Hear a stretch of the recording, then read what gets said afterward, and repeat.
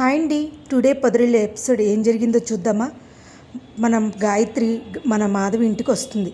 పెద్ద ఇంటికి వచ్చేసరికి ఏంటే అందరూ తిడతారు. ఏంటి ఇంకే ఉంది చెప్పు, మా పరువు కాస్త తీయడానికే వచ్చావా ఏంటే, సిగ్గులేదా, ఎందుకు వచ్చావే నువ్వు?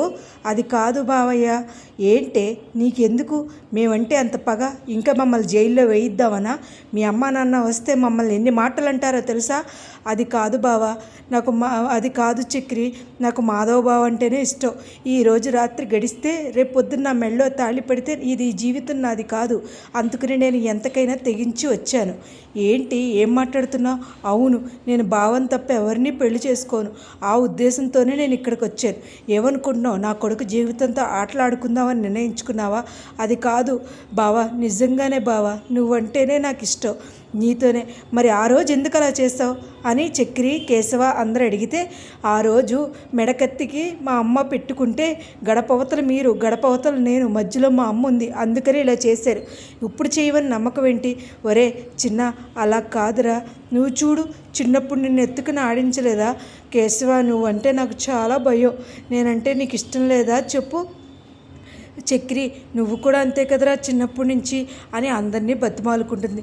బావా, నువ్వంటే నాకు ఇష్టం బావా, నేను తప్ప నేను ఎవరిని చేసుకోను బావా అని అనేసరికి, ఎంతసేపు మేము మాట్లాడకపోవడానికి కారణం నువ్వు నీ నీ నీ ఎంతవరకు అన్నయ్య మీద ప్రేమ ఉందనేది చూడడమే తప్ప ఎప్పుడు కూడా అలా ఎప్పుడూ అనుకోకు గాయత్రి అని చెప్పేసి అందరితోనూ మాట్లాడిన మన గాయత్రి, మావయ్య నువ్వు అలా మాట్లాడుతున్నావు, నువ్వు తప్ప, నువ్వు వచ్చి చిన్నప్పటి నుంచి మేనగోడలంటే ఇష్టమని నువ్వే వచ్చి అన్నీ కొనిచ్చేవాడు మా అమ్మకి తెలియకుండా, మర్చిపోయావా మావయ్య అని అనేసరికి, అది కాదు గాయత్రి వచ్చి అందరూ అడుగుతారు, మరి నువ్వు రేపొద్దున అన్న రోజు ఇలా చేస్తే కష్టం అంటే, బావా నేను నిన్ను తప్ప ఎవరిని చేసుకోను బావా, మరి ఇప్పుడు ఎలాగా పెళ్లి చేసుకోవడం ఎలాగా అంటే, పెళ్లి కొడుకు ఇలాగే చేసుకుంటాడా ఏంటి అని చెప్పేసి అందరూ వెళ్ళి మన పెద్దిని రెడీ చేసి తీసుకొస్తారు.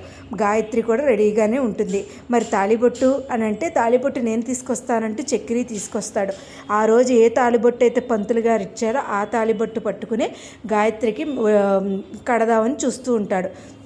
మన గాయత్రి మెల్లో కడదాం అనుకునేసరికి అందరూ ఇదే వేడ మంత్రాలుగా, ఇదే ఇల్లు, ఇదే ఇంట్లో పందిరిగా చేద్దాం, లేకపోతే మీ అమ్మ నాన్న వచ్చి చాలా పెద్ద గొడవ చేస్తారు రేపొద్దునికి, అందుకని ఇప్పుడే గుట్టు చప్పుడు కాకుండానే చేసేయాలని చెప్పేసి అనుకుంటూ, ఇంకా పెళ్లి చేసుకోరా దాన్ని, ఇంకా ఏడిపించుకురా, నీ జీవితంలో ఒక పెళ్ళి, ఒక పిల్లలు, ఒక లైఫ్ అనేది ఉండాలి నాన్న అని చెప్పేసి వాళ్ళ నాన్న చెప్తే, ఆ తాళి పట్టుకుని తనకి ఇష్టమైన గాయత్రిని పెళ్లి చేసుకోవడానికి సిద్ధమవుతాడు మన పెద్ది.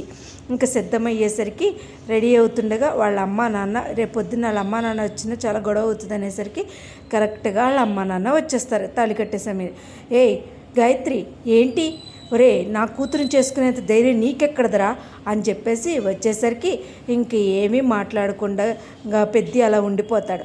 అందరూ కలిపి సంతోషంగా ఉండే సమయానికి వాళ్ళ అమ్మా నాన్న వచ్చేసరికి, ఏరా నా కూతురు జీవితంతో ఆటలు ఆడదామని నిర్ణయించుకున్నారా, ఏమనుకుంటున్నారా మీరు అని చెప్పేసి పట్టుకుని మన పెద్దిని కొట్టడానికి ఎదురుకొస్తాడు గాయత్రి వాళ్ళ నాన్న. గాయత్రి వాళ్ళ నాన్న ఎదురుకొచ్చేసరికి ఇంకా మన చక్రి చాలా ఫైటింగ్ చేసేటట్టు పెద్ద సీన్గా చాలా గొడవల కింద అయిపోతాయి. ఇంకా ఏం చేయాలో తెలియక, అది కాదమ్మా, ఎందుకే ఇలా చేసావు, మా పరువు తీస్తాకే కదా పుట్టావు అని చెప్పేసి కొడతాడు. రే, దీన్ని నేను పట్టుకుంటాను రా, ఇది పెట్టిన శాపమే కదరా, ఈ ఇంటికి ఏ ఆడపిల్ల రాకూడదని, ఆ శాపం దీని ఆడపిల్లని చేసుకున్నాకే తీరిపోవాలరా అని చెప్పేసి అంటే, బావా నేను వాళ్ళతో పాటు వెళ్ళను బావా, మా అమ్మ నాన్న వచ్చేసారు బావా అని అనేసరికి వెంటనే ఇంకా చాలా ఫైటింగ్ అయ్యి మన కేశవ చిన్న అందరూ కొడుతూ ఉంటారు గాయత్రి వాళ్ళ నాన్నే.